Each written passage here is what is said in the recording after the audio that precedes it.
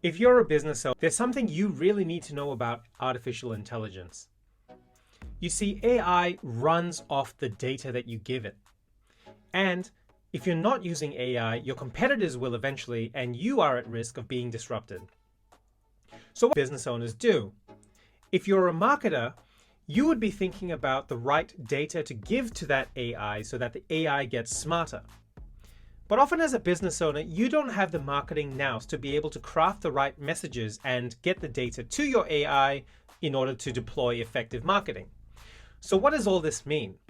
Well, in this video, we're going to cover how you can simply unpack from your own brain the why, the what, and the how of your business so that you can write effective messaging and give it over to your AI in ads, emails, and marketing automation so that you can get the result that you need without overcooking your strategy. My name is Justin Thang. I believe that the right systems help us grow wealthy and stay healthy and enjoy more meaningful relationships. Stay until the very end because I'm also going to show you where you can get the worksheets and how to use those worksheets that I am about to show you. Now, the following video I have put in, it was previously locked away in our masterclass members only area. But I really wanted to give over this content so that you can see how we've led our high performance coaching groups through the era of getting ready for AI marketing. Without further ado, we're going to get into the video and I'm going to show you a behind the scenes peek on our high performance coaching call with 5 business owners who are making multi-million dollars a year and still are looking at developing their own marketing strategies because let's face it, nobody knows the business like you do. Let's get into it. All right, so where I wanted to start is this, right? Everything is digital now. It's inescapable. In each of your industries, I know you know this. It is inescapable. Everything is digital. Decisions are coming out of digital. But the problem with that is digital is extremely, extremely noisy. And this isn't new news. What has happened over the last couple of years is we've adapted. We've learned to zone things out, and our subconscious does what our subconscious does best and cuts out all the noise, right? And so this is when mindshare became an actual thing, because what we're essentially doing is competing for people's attention. So as they're going about their digital lives online and semi-offline, but still connected, what we're essentially doing as businesses and marketers and CEOs and what have you, and salespeople is competing for mind share, for their attention, right? But here's the trick. This is the shortcut. If you can get straight to their heart, that's what'll end up winning and trumping everything else, right? I think David Ogilvy said back in the day that if you show me the heart of a man, I can sell him anything. Trigger the heart of a person, they're just going to say yes, yes, yes, because you've pulled on that heartstring and you've totally bypassed mindshare. Just a cursory Google of Forbes articles or Business Review or what have you. If you look at the best CEOs, they are the best marketers. Okay, more and more you'll see that marketing has become more revenue center and away from cost center, and marketing starts owning more influence on the P&L, which means that marketers, CMOs, are becoming CEOs more often. Now, I know we're not big enterprises, but if you reverse engineer that and we think about what makes a data-driven company succeed today, it's really the ability to understand what a customer wants and where markets are moving based on trends, and then being able to back that up with data, as well as back ROI up with data. A really good example of that is the Obama campaign. His campaign manager did a simple, well, not simple, but did a sophisticated A/B test on the landing page for the campaign and generated $60 million more of campaign funds for Obama, and then went on to become the CEO of OptimizeMe, right? So a good CEO owns the message, but the best CEOs are the message. Now, again, I'm not saying whether Elon Musk is an example of a good operator or a bad operator. The point is he lives his message. Rolling Stone calls him the architect of tomorrow. So it allows him to be able to pivot and move and change and adapt his message, and a tribe follows him. The end goal of what I want to get out of this is to be able to change how you're looking at yourself from business owner and operator. And obviously I know that the end goal is to step away from the business, but I want to be able to say, at the end of the day, what you're looking to do is to become the message itself so that you become the face of the company and the company's biggest brand ambassador. And out of that comes culture, out of that comes revenue. Where have you seen examples of this in action? I can think of a couple, but I'll let you guys chat. I think if I look at, well, what would have been Steve Jobs and Apple? Yeah. I think he did a pretty good job. And, you know, like people still talk about him today, probably what, many years after his death. So. David Thodey from Telstra has had various marketing and sales roles in IBM before becoming CEO of IBM and then moving across to Telstra. And he took that marketing background, implemented NPS scoring, implemented internal marketing, matched his internal marketing budget to his external marketing budget, and made fans within the company first, rebranded, and really took it out from being this mom and dad shop, this mom and dad boring brand, to rising again to at least having a lot of clout in the younger generation, as well as rebadging themselves, I think, in a very successful way. An interesting one that we're quite close to at the moment that we're looking at is actually what Twitter are doing, watching the CEO own the entire redirection of that business, doing an interesting job at that. Whether it's right or not is, I think, time will tell. But yeah, definitely owning the message and changing the platform and the conversation. What basically ends up happening when you don't do this is you end up with disconnected messages, right? And if your marketing and your sales and your brand message and your features and benefits are disconnected, that's obviously going to be a huge problem. Another place you'll see this create real problems that you can touch, feel, and see is your leads dry up. No leads because for some reason or another, they get to a certain point in your funnel and they just, well, they leak, right? They just drop out or they bounce or there's no trust being built or they're not clear on what you do. It looks super amateur. And it doesn't really matter at what stage of your business you are at. If your brand message and if your marketing message and sales messages are disconnected, your customers will end up feeling it, and that'll end up on social. Net, what does that end up doing? Bad pipeline means bad revenue. So eventually, revenue starts to dry up as your database starts to atrophy by 30% every year. As clients age or technology moves on, what you end up doing is you don't have fresh blood coming in through the pipeline, and leads are the lifeline, are really the lifeblood of any business, right? So what do we want to do here today? We want to make sure that we're connecting messages so that it resonates with your buyer persona. I'm showing a TV because it's like when everything's connected up and works well, when it works, it works. The other thing that this will do is it'll create a steady stream of new opportunities, okay? New opportunities are definitely going to be a big deal, right? What that'll do is over time, it's a compounding effect. It builds a strong brand message. I think that digital marketers these days, this is where they fall down. There's a lot of tactical stuff that goes on and not a lot of long-term thinking.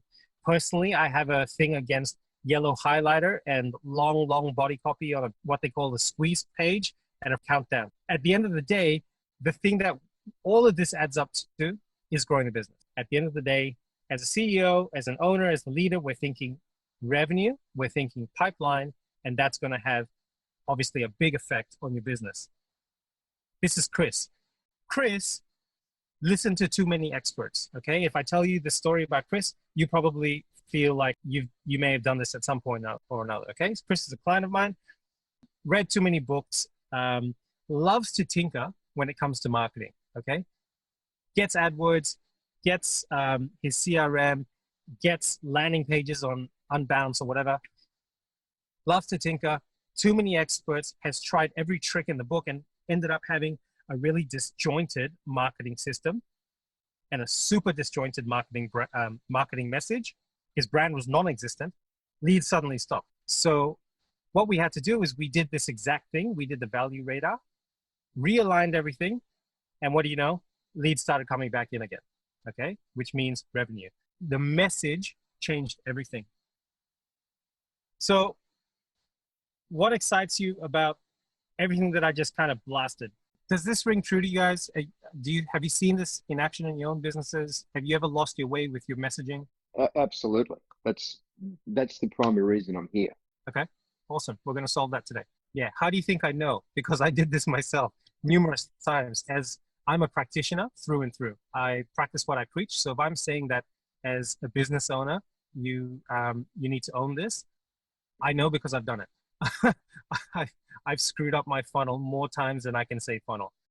All right, here we go. We're going to look at the value radar right now. Basically, the value radar is built around the why, what, how. Okay, starting with the why. What do they need to believe about themselves? I'm talking about your prospects. What do your prospects need to believe about themselves? Okay, so look at this guy here. He wants to be a tennis player. What we need him to believe is that he can be the best tennis player in the world. He needs to be a pro tennis player. What do they need to believe about us? Well, how about the fact that we know about bone density and damage that can happen as you play and when you put more stress on your body? So what do we need that tennis player to believe about us? That we know our stuff, right? The how is, what do we need them to believe about our service or our product? What do we need them to believe about our offering? In this case, it's that we can fix stuff. Okay, we know how to address the things that are broken. That's why we're here. We're not the best tennis players in the world, and we're not saying we're the best tennis players, but what we are saying is when it comes to bone density, muscle atrophy, and fixing the stuff that's broken, we're the best. Okay, so going back, why, what, how? What do they need to believe about themselves, firstly? What do they need to believe about you? And then what do they need to believe about your service and your offering? I don't know if you guys know this story, but I love this story. It's one of my favorite. It's a dark night. It's super misty. Nobody can see anything. And the captain of this Navy USS carrier puts a call out on the radio, sees a blip in the distance and says, this is the HMS carrier. You got to change direction. You got to change course. We're going to collide. And the other person messages back and says, you need to change course or we're going to collide. And the first ship captain goes, you don't understand. I am a US Navy carrier. You need to change course. I'm an admiral in the fleet. And the voice comes back on the radio and goes, and I am a fisherman and this is a lighthouse. So again, I gave away the punchline, but the point is, what do we need people to believe about themselves? We need to be the immovable object in the business. And I'm not saying that we don't adapt and change to suit a client, but at the end of the day, we're the surgeons. Does that make sense? So looking at your value radar, we're starting here, right? We're starting in the why area, which is there, then the what area, and then the how area. Now, unlike Elon, this isn't freaking rocket science, right? So when somebody comes in here and they interact with our business for the very first time, we're going to be talking why messages. Make sense? It's awareness. That's the stage of the buyer journey. Then they come in here and we're talking what messages. All right. So as they get closer and closer in, this is sales call. Make sense? Everything else is what would traditionally be called marketing, but let's just call it revenue pathway. Okay. From here to here. What you're trying to do is you're trying to get your prospect into the sweet spot. You're trying to woo them in, educate them in, straight into the sweet spot so you can open a sale. Definitely not the creep spot. I've done this. You've probably done this. And if you haven't done it, you've probably been tempted to do it. There's lots of ads on Facebook telling you to do this, videos about how they're going to give you this overnight, I'm the Wolf of Wall Street and I changed everyone's life overnight. And if you pay $29, I'm going to change your life forever. And essentially what it is, it's a squeeze page with yellow highlighter and a countdown. Definitely don't do creepy tactics. Another way to look at the why, what, how is the why is your pain and pleasure that you've done in your buyer persona. The pain and pleasure. The what is, okay, now I know what my pain is. How do I fix this? What are some SMART goals that I can put around this, right? So SMART, I don't want to teach you how to suck eggs, but in case you don't know, these goals are specific, measurable, actionable, realistic, and time-bound. There are different variations of that, but that's the one I remember, okay? So putting together SMART goals for your prospect. When can you solve it? How soon can you solve it? And how easy is it? How easy is it to solve? The one thing that I think that we sell most of the time, regardless of product and service, we're selling convenience and we're selling confidence. Finally, how can you help? What makes you different? All right. These are in your buyer personas. These are the common objections that you would hear. All right. So what makes you you? What makes you different? What makes you unique? How can you help? Really great example of this is I'm looking at buying a Tesla, right? I may have told you the story, but I decided I wanted a Tesla, and I told myself that the reason is to save fuel, right? There are 3 pain points that people have. You could think of it like an iceberg, the 20% above the water and the 80% below the water. Sandler sales training will call it the business pain point at the surface, the team pain point in the middle, and then the personal pain point, which is the true motivator right at the core of it, okay? So I don't know anyone that buys a $140,000 car because they want to save $2,000 on petrol. The math doesn't check out. But Tesla knows that this is the kind of thing that we tell ourselves. Okay. So there are 3 kinds of things that 3 kinds of pains that you talk about. All right. 1, you talk about in public. 2, you talk about one-to-one, and 3, you never ever talk about. All right. I'll say that again. So 1 is the kind of pain that people talk about. Like, why do you want a Tesla? Oh, it's because I think that's the way of the future and I'm going to save a ton of fuel. Okay, that's the socially acceptable answer, right? Then you've got the secondary one-to-one. Why do you want a Tesla? You know what? I just like gadgets. To be honest, I just really like toys. And I'm a fan of Elon Musk, if you haven't gathered already. Okay, so this is the thing I'll tell you one-to-one. The thing that I will never tell you, and I'm about to tell you, is that I just like the feeling it's going to give me to say I drive a Tesla. Social proof. For that reason, I'm kind of umming and ahhing, but the point is, in your marketing, you talk about the top level problem. Oop, that's my screen. In your marketing, you talk about the top level problem. You never, ever, ever talk about the 3rd level problem. Okay? I'm going to get the screen back. Give me 1 sec. Now, let me tell you my Tesla story. So I go into the Tesla dealership, right? It's bright white, pristine. It makes you special just being there. You feel like you've walked into Elon Musk's lounge room, all right? And the first thing they do is they make me wait. They say, sit in the car and wait for your turn. But while you're here, play with the dashboard. I don't know any other car that you go and buy and they say, sit here and play with the dashboard. What are they doing? They're doing my 2nd level why, which is this guy loves gadgets, okay? So they're trying to get me to play with the gadgets. They want me sold on the fact that it's a toy. Before I go on this test drive, what do? They pull me out of that after 20 minutes of playing with the gadgets in the car, opening the doors, closing the doors like a little kid. And then they take me through the fuel economy. They actually do a fuel we're talking about a $140,000 car, and they're doing a fuel calculation with me that's going to save $2,000, and they're doing it with a straight face. Why are they doing that? Because they know that they need to tick that box. Then we go on a drive, right? And they say, oh, we just happen to have the top of the line here. Give it some gas, you know, like just go, just break some rules, give it some gas. So that is my deep why. It's how I feel when I drive this car. Did they say that? Absolutely not. It was never part of the sales conversation. And what's interesting is that we ended up critiquing the sales girl's process, and she really enjoyed it. And because we deconstructed everything, it was really quite fun. So then the what came in. Okay, well, what will it take for you to buy this car? Right? Or what is it specifically that you're looking for? Do you want trunk space? Do you want the option? What is it that's going to be customized to you? In other words, what is it that you need to believe about Tesla? What do you need to believe that we are going to be able to provide for all of your whys? Here was the how. They said, how would you like to move ahead? And I said, what everybody says when they're trying to avoid making a last minute impromptu, emotionally driven purchase and waste a ton of cash is, oh, I got to tell my wife. I got to talk about my wife. I got to talk this through with my wife. You know what they said? They said, we will deliver the car to your house so that she can have a test drive, okay? And they know that if that happens, it's a done deal. So that was the how.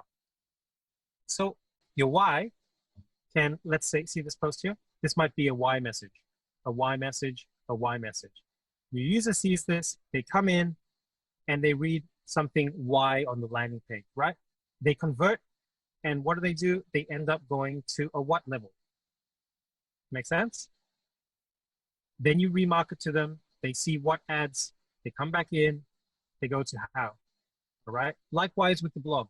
They might see a why blog article, a why level blog article. They might see a what level blog article, and then they get sent to a how page on your website. It's not a blog post, it's a product page, pricing page, might be a case study. Does that make sense?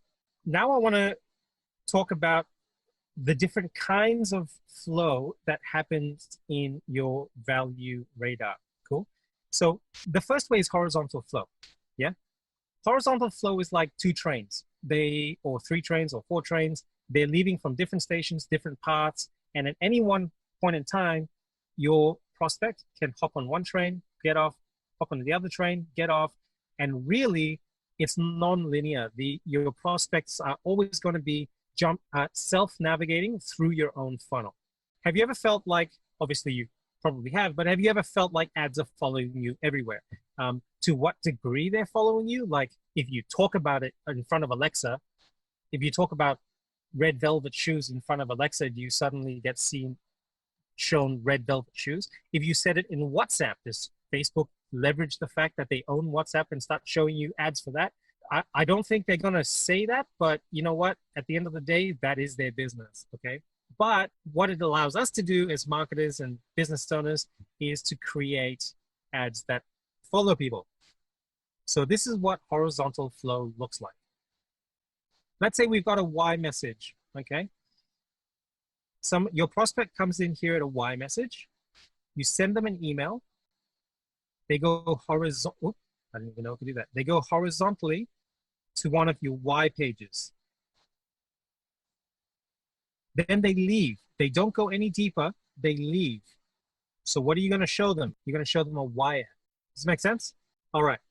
So what does that look like in the technical setup? Okay, well, they see an email. They get sent an email from your database. Let's say you sent them a why email, okay? And they move horizontally on the value radar. So they've gone via CRM to a why landing page, right? They don't convert in this example. They haven't converted. And so what happens is they get pixel, right? And they get shown why ads on Facebook, why ads on Instagram, and now you can also do why ads on LinkedIn. You can do remarketing on LinkedIn, retargeting, right? And lookalike audiences. We won't get into that now, but I just wanted to mention that. Cool? So that's what a why funnel looks like. And can they go back the other way? Of course they can. They can go from social through here. They see a why post, like see why thousands of people choose Tesla as a fuel-saving car, let's say. They come here, they read all about it, they might go to the blog, they read why, ticks all their boxes, and they may or may not convert, and they go away into another why article. Because I want to ask, what's one thing that you can, after having talked about all that, what's one thing that you can see that you can improve immediately? Just I don't know that there's anything that I can do right now, because I don't think our engine is in place enough to do this right now. Well, that's step one for you. So you're using ActiveCampaign, right? Yeah. Okay. What about sending a why email and watching for anyone who opens it or anyone who clicks it? That'll show you interest, right? Send a what message after that. For anyone who's opened why, send what? See what the take up is. Then send them a how. Anyone who opens the what, send them a how. Anyone who's opened the how, call them. Does that make sense? Yep. Another thing that you could do is you could look at your Google Ads. right? You're running Google Ads. You can start with Y level messages, get them into a Y blog post, convert them, and then retarget them. Sorry, what ads? Make sense? No, say that one again. Sorry, I was just writing at the same time. Yeah. Obviously, everyone else, as I'm talking through this, be thinking about how it maps for you. So here's Y. Here's an ad. Oh, let's make it a Google ad.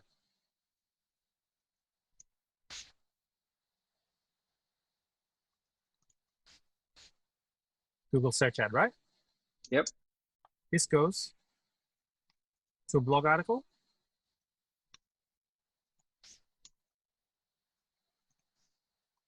Yeah. Yep.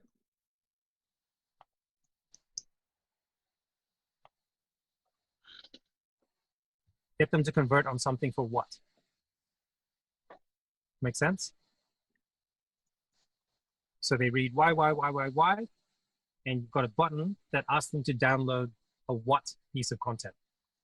Yep. Okay, so let's say it's about business intelligence. What things should you be considering internally that's going to help you produce better data governance? Yep. Right? It could be like a fact sheet or whatever. Yep. They download that. They go to a thank you page. Here's your fact sheet or your book. They leave, but we're going to continue to retarget them with ads. What stage of ads? What ads? Sure. Okay. Does this make sense? Yes, it does. Anyone Now, that goes off here gets a Y ad. the when they download, Yeah. do I need to have that gated, or because they've come from an email onto that page, I know who they are even when they go to download it? Yeah, you can do it either way. You could score them. So if they've downloaded, they now just get a higher score, and anyone that hits the score threshold gets a call. That's one way of doing it. Another way of doing it is, at this level, you might have only asked them for their email and first name, but at this level, what you need is their job title and annual revenue, whatever. Yep. So you incrementally ask more. Make sense? All right. The second kind of flow is vertical flow. This is where they're going down. It's like a waterfall. Okay. When I was a teenager, there was a civil war in Indonesia at the time where I was living, and I had to evacuate. I had to go to Thailand, and I was really into rock climbing at the time, and I decided it would be a smart idea to go rock climbing on this freaking waterfall with my mates. No harnesses, nothing. It was really, really high up. And as I tried to cross the precipice of the water, I ended up, my hands ripped open like tissue in the wind, and I fell backwards headfirst with my neck leading the charge towards jagged rocks. Now, at the top, I asked myself, why did that just happen? I'm pretty good at rock climbing. Why did that happen? Halfway down, I'm like, this is not good. What do I need to do to prepare for my afterlife? Quite literally, I thought this. And at the bottom, literally nothing happened. I don't know how, but that is the question that I ended up asking myself is, how the hell am I still alive? Now, I told you that so that you can remember what a why, what, how waterfall, how it works. Now, this is one of my favorite clients, Christine. Christine, I know, John, you know. She is obviously a master in her own right. But like so many of us, gets the messaging complicated because we've tried so many different things, right? So when we did the why, what, how, the value radar together, we created a waterfall, a why download. All right? So step one, the user comes in, downloads a why style content piece. In this case, it's the business owner's self-assessment kit. Why is that a why piece of content? Because the business owner is thinking to themselves, do I really need this? I mean, is there really a problem in my business, or is this just business the way business usually is for everybody else? So they download a why style piece of content. They go to a thank you page. Look at this. Great choice. Your self-assessment kit will be in your inbox in a few minutes. Now think about this, right? Out of the noise and the storm on the internet, this person, right, has, out of the thousands of people that have come to your site, has given you their details. And now for the first time in the history of your relationship, you have their undivided attention. So what do most businesses do at this stage? They say, go to your inbox, we've sent it to you. That is crazy. What a missed opportunity. This person is sitting there waiting. So instead, what you do is you say, it'll be in your inbox in 5 minutes or 2 minutes. What has that done? It's just giving you 2 minutes that they have to kill. So you might as well offer them something else, right? So on your thank you page in itself, it's a conversion page. You scroll down on Christine's page, and what do you see? You see a what style offer, right? What do I need to consider if I'm thinking about business coaching? Okay, so it's a what style conversion page form on the thank you page, okay? And yes, you can build this in any system. If they convert there, they've just gone one more level down the waterfall to a thank you page at the higher level. And if they scroll down, they can just book a call straight away. So in one sitting, I don't care what inbound marketers tell you, in one sitting, your buyer can literally navigate their way all the way down into a sales call without ever reading your content, because they downloaded it, they put skin in the game, they got committed, and they just thought, oh, what the hell, I'm already here. Make sense? So if we would look at it here, they've come in through whatever means onto this page, they've converted here, and now they're here. On this thank you page, they convert yet again at this, and now they're here. They're right in your sweet spot. If they don't say they call you, you just call them. Okay? If you would look at this in the technical setup, they've come in by email, they've gone to your landing page, they've gone down a level, and they've gone down a level again. That's where you call them. So the question is, how do you make a great lead magnet? Oh man, I can't spend too much time on this. It'll just chew up the rest of the night easy, but I'm just gonna go really quick, okay? All right, in any idea, in any concept, all right, think about water, right? Water can be gas, and I'm gonna do my best Bruce Lee here. Water can be gas, it can be fluid, obviously, and it can be ice. An idea is like that, okay? When it's high level, it's amorphous, hard to grab a hold of, but by the time you condense it down into something with handles, people know what to do with it. So in any sales conversation, in any product story, in any brand message, you've got high level and then you've got eye level, right? So you break this up into 3 stages. Okay, what's the point? What is the thing at that moment, the one thing that you want your prospect to understand, right? It could be, what is it you need to understand about themselves? What is it that they need to understand about you? Or what is it that they need to understand about your offer or your service or your offering, right? So state it, maybe give a couple of description lines, right? One level down from that is the stuff. That's content. What is it exactly that backs up this point? How-tos, case studies, stats, all right? Up top, you're giving them the context. This is the big picture. So what are we really talking about here? All right, so down here you've got content, then concept in the middle, which is the point, and context. All right, in your sales conversation, it's the same thing. Do you think it matters whether you're doing a marketing email or a landing page or a lead offer or a sales call? Of course not. You make your point, give it a little brief story. You might come down here, go here, back up here, here, and back to your point and repeat, okay?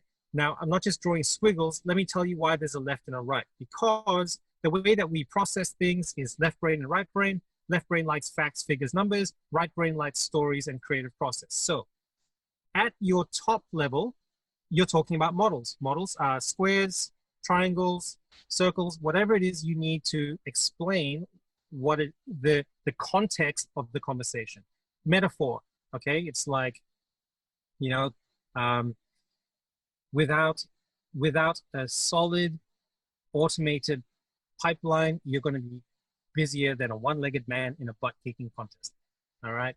Down here, how-tos and case studies and facts, and here, story. Look at this, right? I'll just show you. Show you my process. What did we talk about at the start? We talked about the why, okay?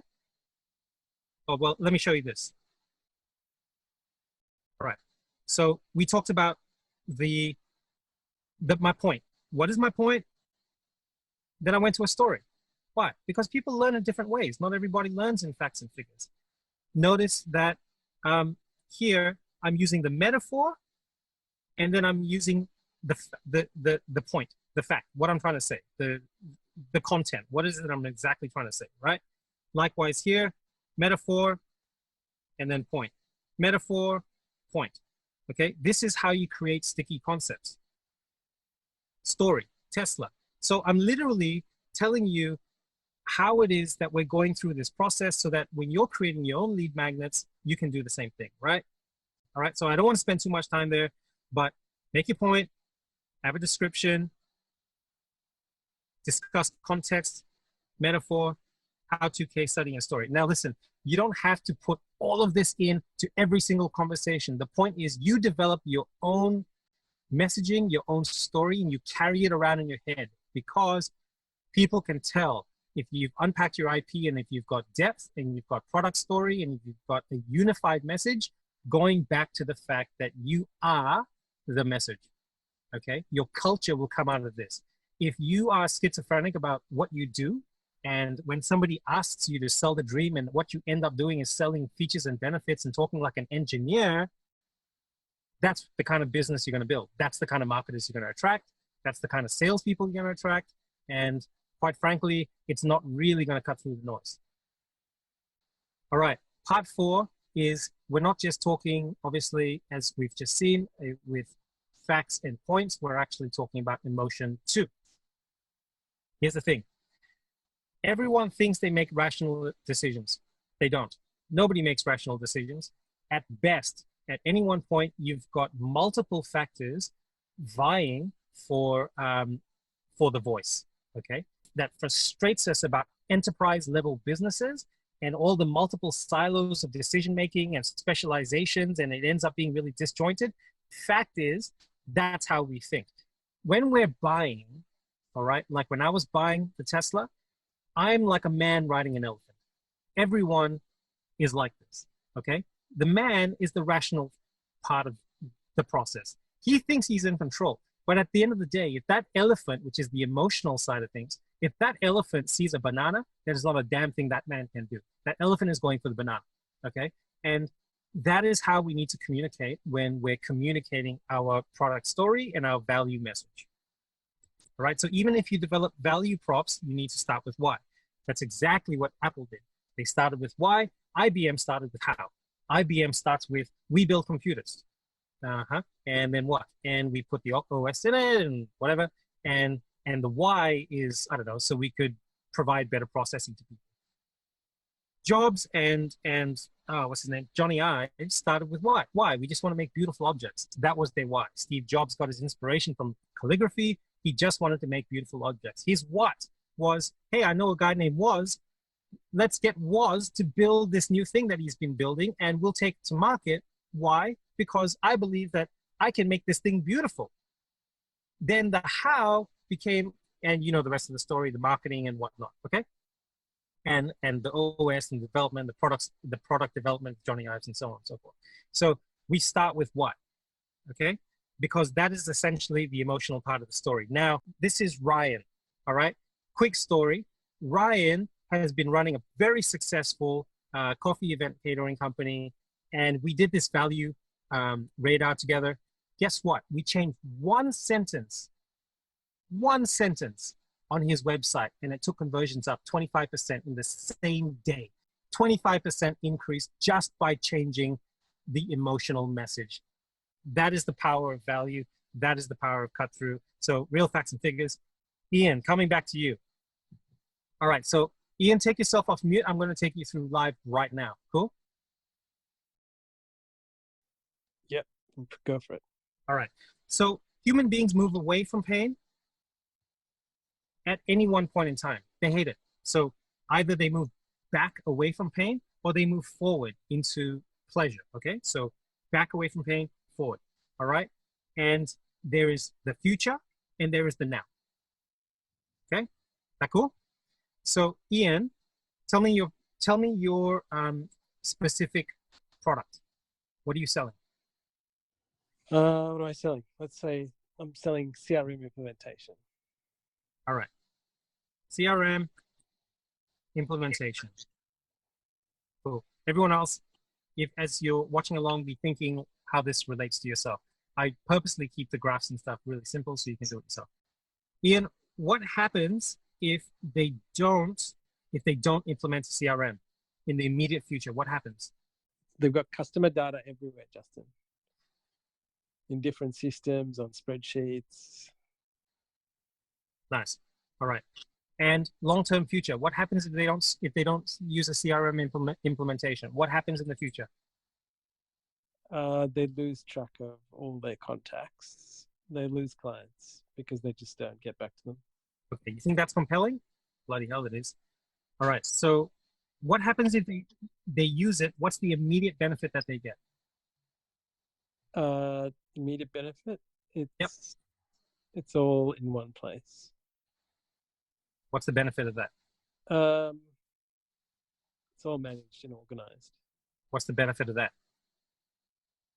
Easy access. What's the benefit of that? Efficiency. Thank you. All right, and in the future, Ian? Yep. What happens if they put in CRM implementation? What happens Sure. if they stay efficient forever? They have a great business. Define that. They have a sellable asset or a sellable business. Sellable business. Yeah. There you go. So, Ian, you're not selling CRM implementation. In fact, you're selling an outcome. Sellable business and efficiency. All right? So here, we're going to talk about the why. All right? So this format, full disclosure, I did not invent this. This was invented by a teacher in the 40s. It is friggin' amazing because it is based on how people learn and think and believe. Okay? So I'm going to do this with you now real quick. Format, tell me the whys. What we're going to do is we're going to go 3 immediate and 1 future. Please go. Data everywhere? Yep. What else?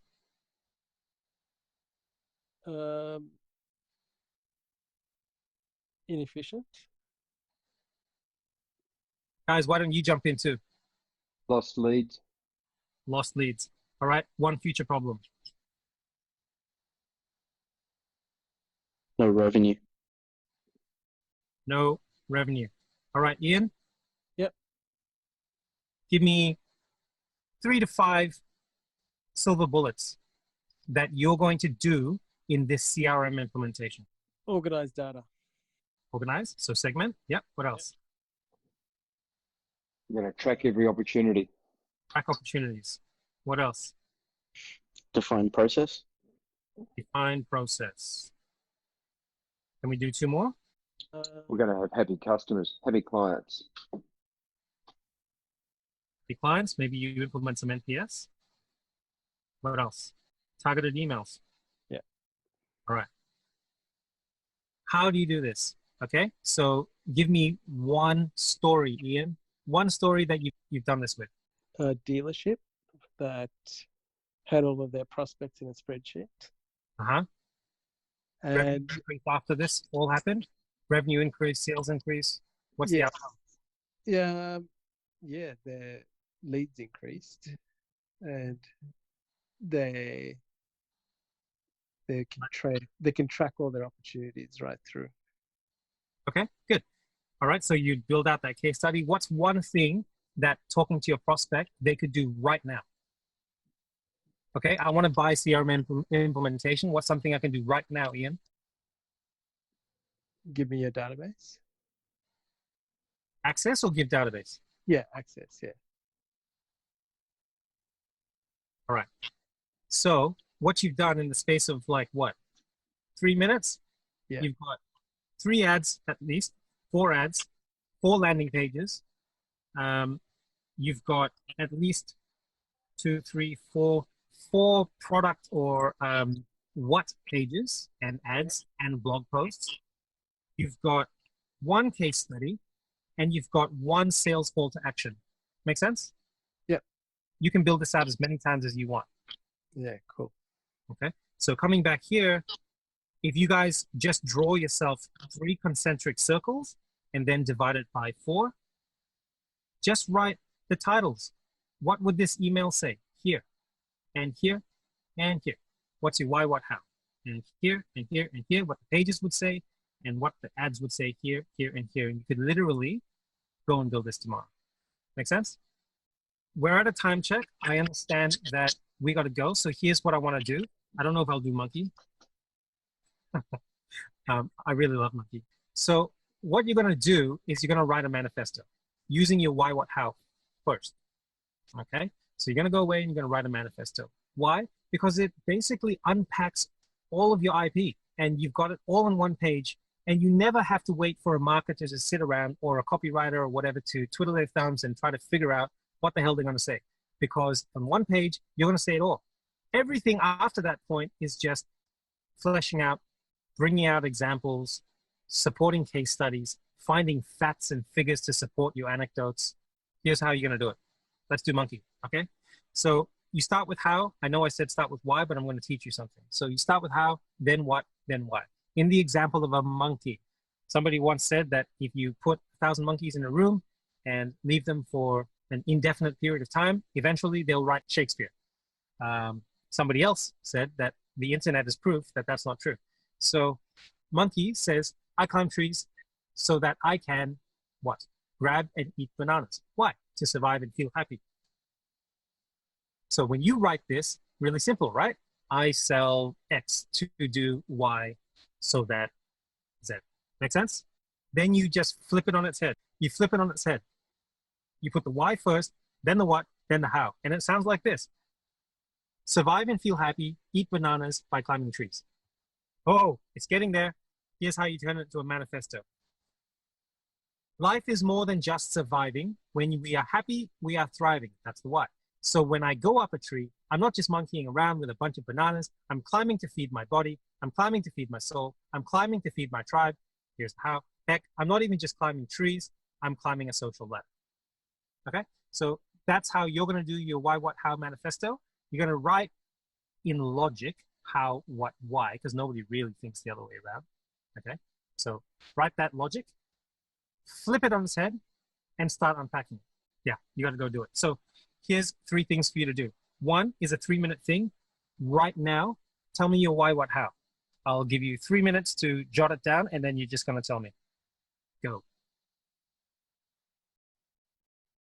Actually, let's make it 60 seconds.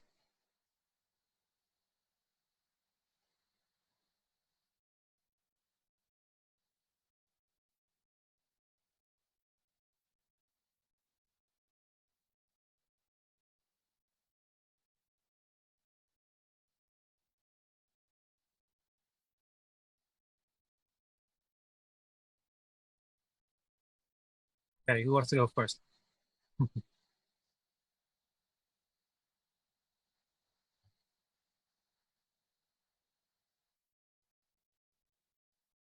Give me another 20 seconds. Okay, doesn't need to be perfect. Say it straight, then say it great later. Just say it straight from now. Okay, so I sell TM1 so my clients can budget and plan with greater efficiency and accuracy so they are stars. Okay, flip it, please. That's where I just struggle a little bit. I love making my clients stars by allowing them to track and budget efficiently using TM1 or something like that. Make sense? Yeah, okay. I love making my clients rock stars when they are budgeting and planning using TM1. Yeah, and how TM1 delivers on budgeting and planning, what it actually does. And then you have full permission to unpack your features and benefits, but you just don't start with it. Yep. Okay, so you're looking to unpack each of those 3 sections, flash it out as long as you need to, John, because that's going to provide the content for your funnel map, which drops this week. That's the course that's dropping this week. I will need more time to think through this. I'm not going to be able to pull this out right now. Ian? You're working on it. All right, cool. So, you know what? Kudos to John, because that's not an easy thing to do. Most of the time, we spend a lot of time complicating what we do, because complication feels more expensive or more sophisticated. And in fact, in the buyer's mind, it's the exact opposite. The more complicated you are, the more unsure you sound. Again, at the end of the day, we're selling one of 6 things, in my opinion. One of those is convenience. The other is confidence. Okay, the confident outcome. So then you're going to go away and you're going to write this manifesto on 1 page or 2. It really doesn't matter. But usually I find it maps out to about 1.5 pages. All right. Then workshops don't work, people do. So you need to now go and from that manifesto, copy and paste the content into ads, headlines, emails, corresponding landing pages, and build it out.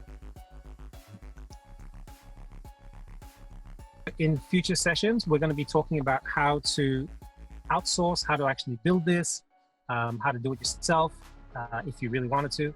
How, if I can help with that, let me know, just flag it. Otherwise, there are lots of great agencies out there, lots of bad ones too. But also you can build your own teams and systems, and I'm happy to share with you how I do that, and you can do the same. Sound good? Well, guys, I hope you found that valuable. I know that went really fast, but that's kind of the pace that we work at once all of the groundwork has been laid and we understand how each other think and work. So it is a little bit fast. If you need to, just go back to the video, hit pause, replay it, get the concepts that are in there, because quite frankly, I know there was about 7 weeks worth of information that you could unpack and implement in your business right away. This is Justin Thang. I've had a great time sharing this with you. All right, I'll see you guys. Check you soon. Big love. Bye.